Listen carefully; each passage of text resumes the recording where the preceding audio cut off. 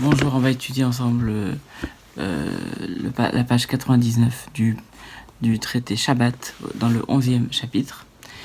Alors on va commencer à la première ligne, Tanoura Banan.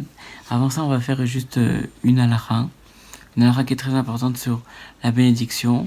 On sait qu'il y a des bénédictions avant le repas, il y a des bénédictions après le repas. Quand on mange un gâteau, à partir du moment où on mange une quantité de 27 grammes, déjà d'après Rav Yosef, ou 30 grammes, ça s'appelle kazaït. Alors si on mange en kederhilat pras, c'est-à-dire entre 4 et 5 minutes, on est obligé de faire la bracha harona, la bénédiction finale, qui est à la miria et à la kalkala, qu'on retrouve dans les livres, dans tous les livres de prière. Et c'est important de faire la bénédiction après le repas et après avoir mangé un gâteau. Quand on boit, là aussi c'est pareil, mais il y a une différence. C'est que par exemple, si on boit un verre d'eau, il faut faire une bracha harona si on sait que on a bu un revit en une fois, c'est-à-dire à peu près 8,6 ou 8,1 selon Rav Yosef, 8,5 ou 8,1 ou 8,6 centilitres, c'est-à-dire donc, mais si on ne le boit pas en une fois, on le boit en 2 gorgées, on ne fait pas bracha harona. Et c'est là donc un cas pratique. Si on prend un café, par exemple, on n'a pas à faire la bracha harona ou un thé chaud parce qu'on ne peut pas boire un revit en une seule fois. Donc le cas de la glace, c'est un cas un peu particulier parce que quand on la mange, elle est solide, mais au final, elle est liquide et que au départ, c'est du liquide puisque c'est de l'eau. Donc quel est le cas? Comment on considère la glace? Rav Yosef dit justement dans Chazon Nevedia sur les brachot que on considère la glace comme un liquide. Et à partir du moment où on considère que c'est un liquide et qu'on ne peut pas manger un revit en une fois, donc on ne fait pas la bracha harona, on ne fait pas boré nefashot après avoir mangé une glace. C'est important parce qu'on ne peut pas faire des brachot comme ça dans le vide et prononcer le nom de Dieu en vain. Alors maintenant, commençons la Gemara. Alors, Tzadik Tet. Tanoura Banan, on est dans les sujets du Mishkan, parce qu'on a parlé des charrettes, que sous les charrettes qui servaient à transporter les kirachim, les planches, les hagalotes.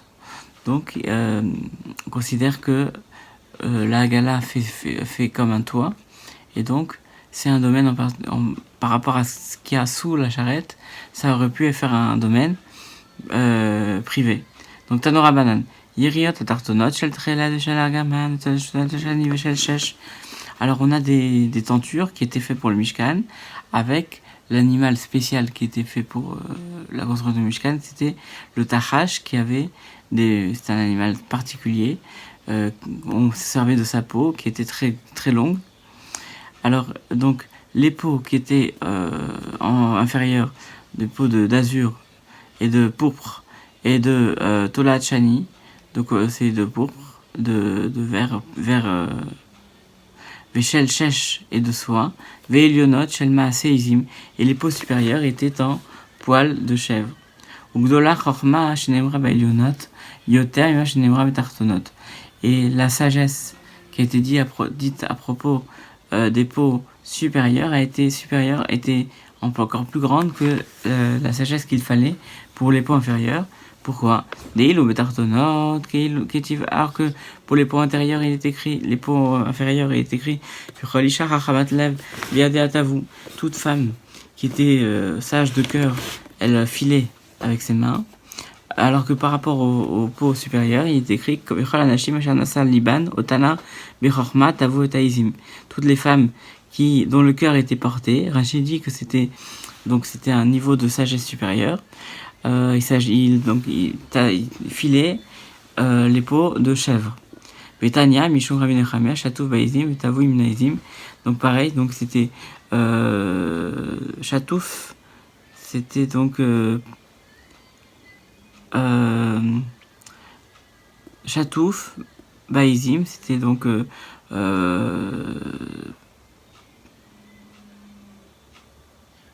oui, c'est ça. C'était filé avec la chèvre et avec des poils de chèvre. Alors, j'étais Gloustraot. Alors, on avait dit Amar Rav Mishum Rabbi Chia, Agalot Tartehen, Ubenihen, Vetsidehen, Reshut Arabim. On a dit au nom de Rav, au nom de Rabbi Chia, que les charrettes en dessous et Benihen entre les charrettes, entre chacune des charrettes, et Tziden et sur les côtés, c'était un domaine public. Amar Rabba Yeben Agala Lagala, Kimilo Orer Agala. Entre une charrette et une autre, il y avait la longueur d'une charrette. Et quelle était la longueur d'une charrette? Chamesh amot, il y avait 5 amot entre la charrette, entre les deux roues de la charrette. Ah, Belamali, pourquoi autant? Be'arba pligé, sagé, 4,5, ça suffisait. Rachidi explique, il dit que si on mettait les planches, parce que ça permettait de transporter les planches, et puisqu'on mettait les planches sur 5 charrettes, sur 5 amotes, donc on pouvait mettre beaucoup de planches et ça suffisait. On n'avait pas besoin de 5 amotes, 4,5 ça aurait pu suffire. Réponse qui est de l'eau des Rachim pour ne pas entasser les planches, que ne pas qu'elles se touchent et qu'elles s'abîment. Amarava, il dit Tzeda Agala, Kemelo Rochav Agala. Sur l'extrémité des charrettes, c'était comme la largeur d'une charrette. Mais Kamara Chavagala, quelle était la largeur d'une charrette donc qui servait à transporter les planches? C'était Amot ou Mersa de Amot et demi. Donc on dit qu'une ama c'est un demi-centimètre, donc c'est-à-dire 1m75. Et la Mali, Amata Piligé Sagé. Et là, Kamara aussi pareil, on dit 1,5 ça suffisait. Pourquoi 2,5? Qui est ri de l'olidée des Karachim. Et c'est pour ne pas que les planches se baladent sur la longueur. Donc il fallait que ça soit une largeur suffisante pour que les planches ne puissent pas bouger. Et là, des Kaimalan, on dit Derech Reshut Arabim, Shesh Esre Ama. Donc là, on établit la règle que le chemin, donc pour le domaine public, c'était 16 amot. Il dit pourquoi? On l'apprend du Mishkan. Et il dit pourquoi? Des Mishkan Chamisre Avai, Amata. Il y avait 15 amot et pas 16. Réponse Yetir Ava de Kae Ben Levi. Parce qu'il y avait des Chimshtal Fek Rachim, Avanakit Lehu, parce qu'il y avait une amat supplémentaire pour les enfants de Lévi. Quand ils changeaient les Krachim, ils les prenaient avec eux. Donc, c'est-à-dire quoi? Il fallait un largeur supérieur. Comme il dit, At Sarech Liot Berochav Aderech Odef Amma, Shetin Khatsi Amma Lekan, pour qu'il y ait pour transporter, pour changer de place les planches, pour pouvoir les transporter, il fallait un demi-amot, c'est-à-dire 25 cm de chaque côté. Donc en fait, il y avait 16 amotes dans le Mishkan, dans le domaine public, ce qui constituait donc le domaine public du Mishkan. Et donc on considère que le domaine public, il devait faire 16 amotes pour être un domaine public. On continue. Rouliat à bord, c'est là, chez En Gevoin, Asara, Yorachavan Asara, Adotel Meen, Motel Al-Gaban Chayav, Pachot Miken Patour. On a une Mishnah, on a dit Roulit, c'est le rebord d'un puits. Et c'est là, il y a un rocher, une roche, une pierre qui est au-dessus. Et si elle fait 10 de longueur, Asara, elle fait 10, Verachavan Arba, 10 de Tfachim de longueur et 4 de largeur. Donc si à partir du moment où on prend dessus et où on met au-dessus, donc ça constitue un domaine à part entière, domaine public. Et donc si on met dessus, on prend cette pierre, alors on aura transporté, puisque cette pierre est en elle-même un domaine privé. Mais moins que cette dimension, ça devient, c'est pas forcément un domaine privé. Et donc, on considère qu'on n'est pas tour, en tout cas, au niveau de la Torah, on n'a pas transgressé l'interdiction de transporter. La Gemara dit là, les nuits les rouliers d'abord, verset là, verset là. Pourquoi on a dit le rebord du puits et la pierre? On a commencé le puits et le rocher, la pierre. Mais ça y est là, les Rabbi Yonatan. Donc ça va être un appui à ce qu'a dit Rabbi Yonatan, d'Amar Rabbi Yochanan, à ce qu'a dit Rabbi Yochanan, car Rabbi Yochanan a dit Bor, Chuliata, Mitzarfin la Asara. le puits et avec le rebord s'associe pour faire 10, c'est-à-dire que s'il y avait 9, mais que le rebord ça fait un téphar en plus, ça fait 10. Et ça s'associe pour constituer un domaine à part entière, parce que ça va faire 10 tfarim de haut. Il dit Tanya Namachi, ça vient corroborer ce qu'on a dit. Pourquoi? On a une braïta qui va dans ce sens. On dit Bor, Berosh Sarabim, Amuka, Asara Verchabarba. Donc si on a un puits dans le domaine public qui est profond de 10 tfarim et qui est large de 4 tfarim, En Malin Memena, on n'a pas le droit de remplir de l'eau de là-bas de Shabbat, pendant Shabbat, parce que c'est un domaine à part entière. Et là, Imken, Asula Mechitsa Gavoa Asara Tfarim, à moins qu'on ait fait des barrières de 10 tfarim en hauteur. Pourquoi? Parce que si Sheye Amemale Omed Lifni Minamechitsa, que on se met à l'intérieur de cette barrière et qu'on puisse remplir, on va voir pourquoi. Ven Shotin Emena, on n'a pas le droit de voir dedans. Beshabbat, et là Imken, Yechnis la Rocho et Rubo, à moins qu'on a fait rentrer sa tête et la majorité de son corps dedans. Ou bord Vechiliatam, Sarfin la Sara, et le puits avec le rebord s'associe pour faire 10. Donc on a dit que si on reste dans ce domaine, c'est bon, on n'a rien fait, mais si on sort du domaine, là on aura fait quelque chose.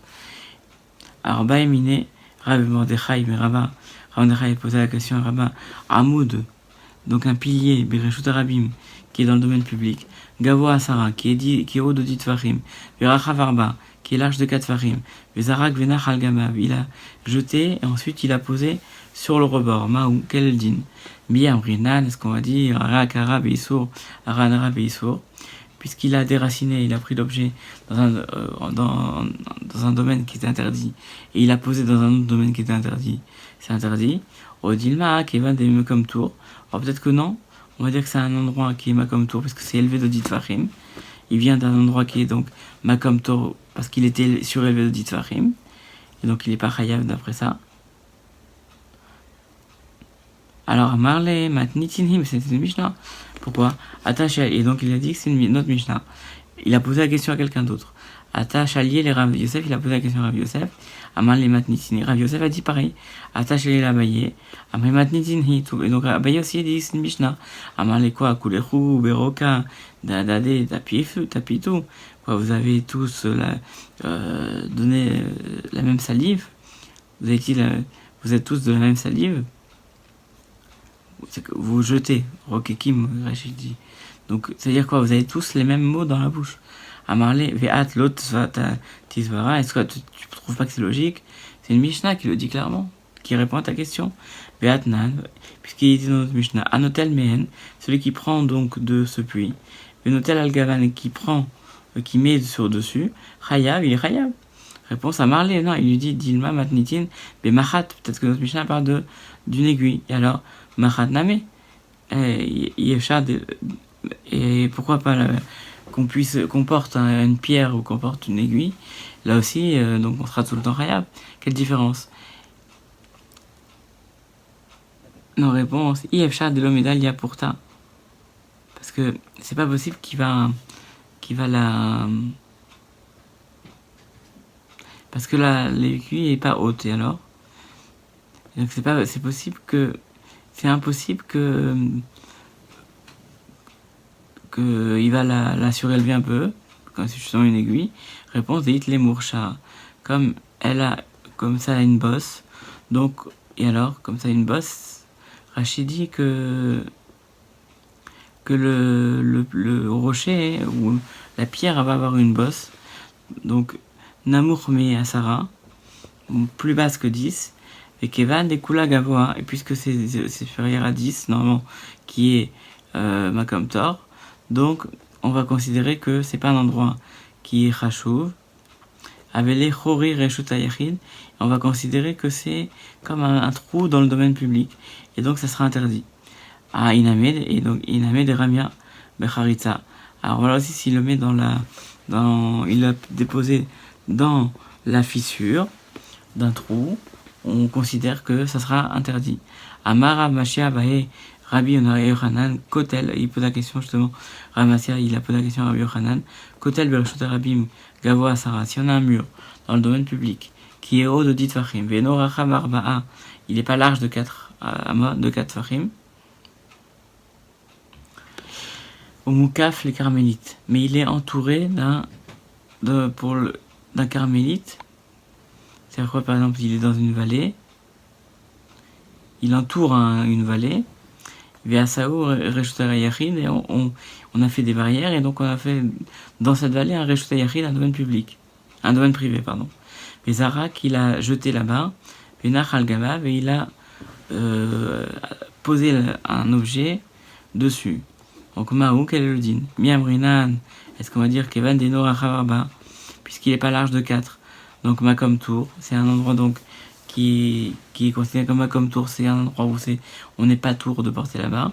Odilma, Kevan Daso Reshute Yarid, ou alors peut-être qu'il en a fait un Reshute Yarid parce qu'il a fait des mechitsot, il a fait des murs dans cet endroit-là. Kevan des malais Damia. Donc, on va considérer que c'est comme s'il avait rempli. Et donc, c'est comme c'était un domaine privé. Amaroula, Kalvachomer, il dit, c'est un raisonnement fortiori. Pourquoi? La Kherim aussi mechitza, la Asmolo Kol Sheken. Si pour les autres, il fait une mechitza, n'est-ce pas qu'il fait une mechitza aussi pour lui, qui se fait des barrières pour lui, donc c'est comme si lui-même, il avait construit un Reshut Yachid, donc c'est interdit. Itmar Nami, il a été dit aussi, Amar Rabbi Chia Barashi.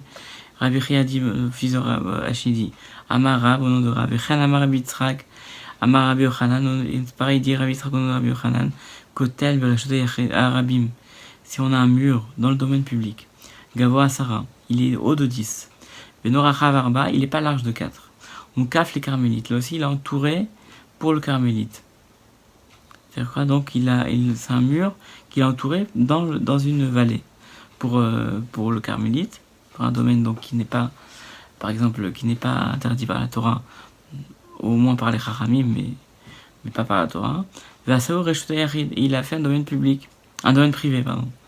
Il en a fait un domaine privé, c'est-à-dire qu'il a fait des murs, il a entouré. Azorek Venach al Gabav.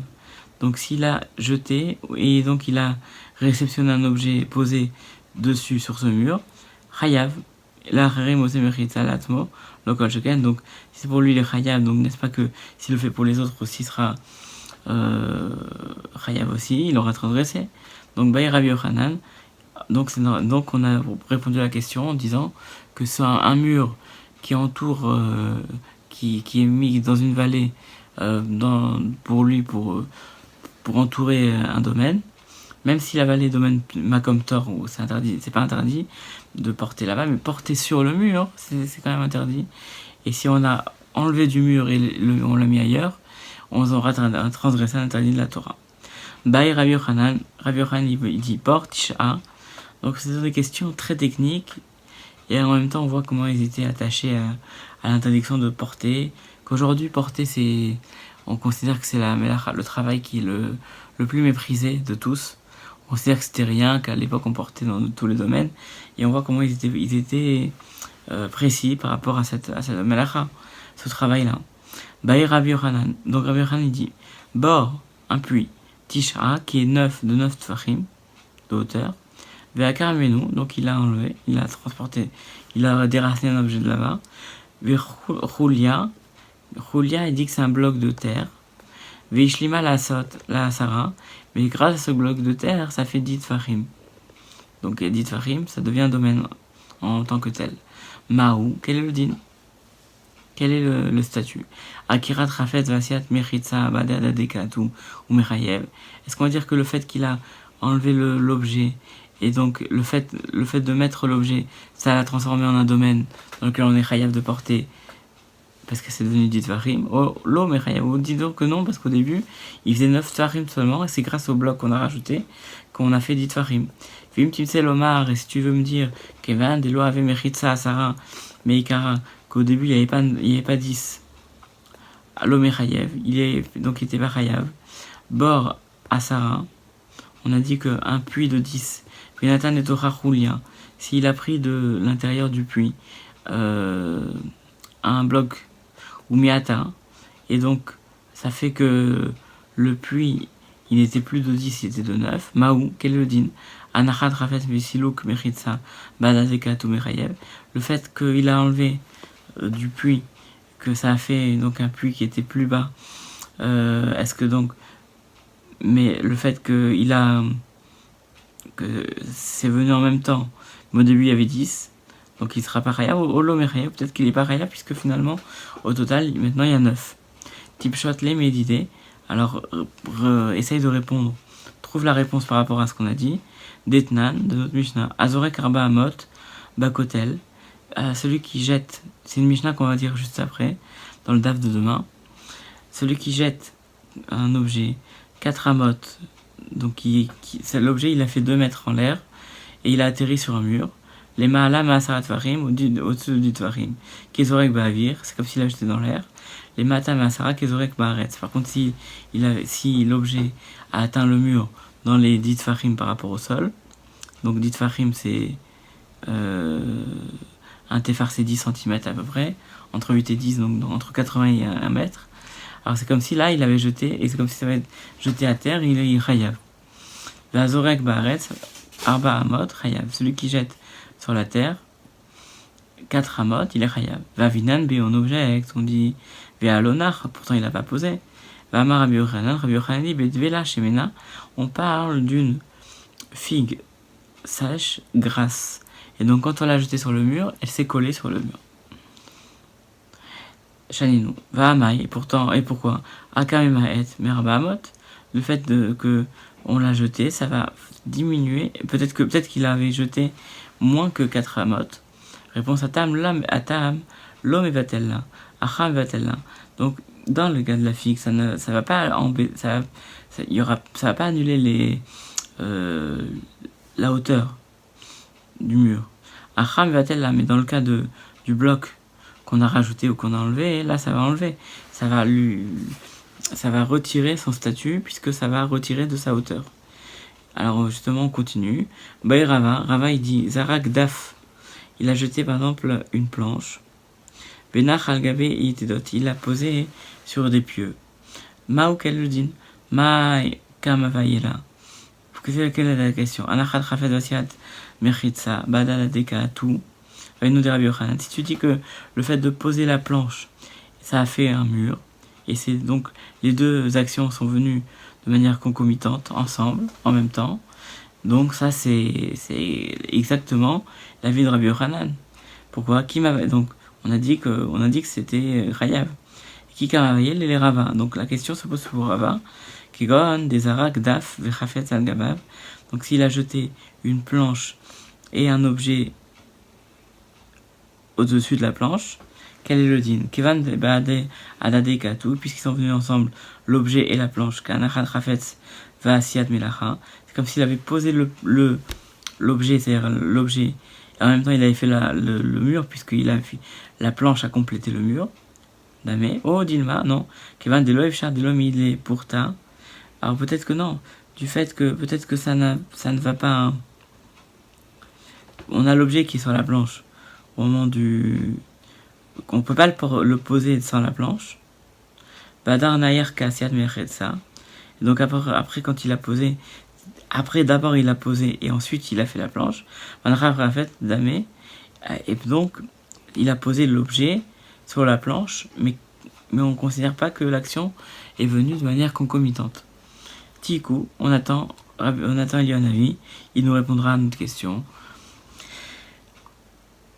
Alors on s'arrête là pour le DAF d'aujourd'hui, et je vous souhaite une bonne journée, et demain, Bezrat Hashem, on attaquera la page 100, page Kouf de la Gemara Shabbat, en espérant qu'on va arriver à la fin, bientôt, à la fin de ce chapitre, et qu'on puisse comprendre toutes les mélachot de Shabbat, parce que parfois c'est un peu difficile, c'est technique, mais en même temps on montre par là notre amour de la Torah, notre amour des halachot, même si c'est pas des halachot, parce que ça nous permet pas forcément de décréter une halacha pour le Shulchan Aruch après. En tout cas, ça permet de rentrer en profondeur dans les cas assez précis. Et je vous souhaite une bonne journée, à bientôt.